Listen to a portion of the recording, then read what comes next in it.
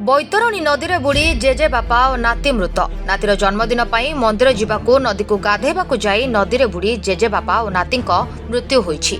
केउझर जिला पाटना थाना सिलिपदा गाँव में घटी यह घटना। मृतक हेले जेजे बापा वासुदेव महांत एवं 11 वर्षर नाती दिव्यांशु महांत। सान नातीर जन्मदिन थिबारु मंदिर जिबापाई जेजे बापा दुई जण नाती को नहीं बैतरणी नदी को गाधेबाकू जाइथिले।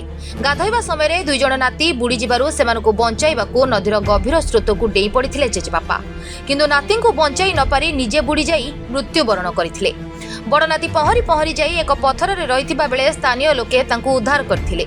सान नाती को गुरुतर अवस्था जिला मुख्य चिकित्सालय को स्थानांतर करा जाइथिले हे सेठारे सान नाती दिव्यांशुर मृत्यु घटिछि। घटना को नहीं समग्र अंचल रे शोकर छाया खेली जाइछि। आज पुअर जन्मदिन थिला सर से जेजे बापा और तांकर दीटा नाती नदी को गाधेवा ପାଇଁ जाइतले। आ गाधे सारला पर से मंदिर जाइथांते। जन्मदिन थिला पुअर मु जाइथिली मंदिर भोग आनिबा ପାଇଁ घर नथिले। आ जेजे बापा सहित दी जण बुड़ी गले, गोटे छुआ किछि हेइनी।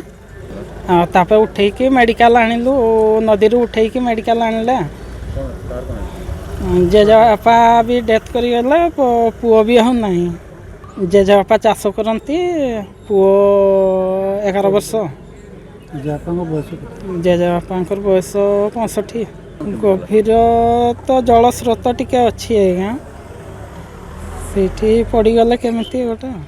केउझरु तन्मय पालको रिपोर्ट, एटीवी ओडिशा लाइव।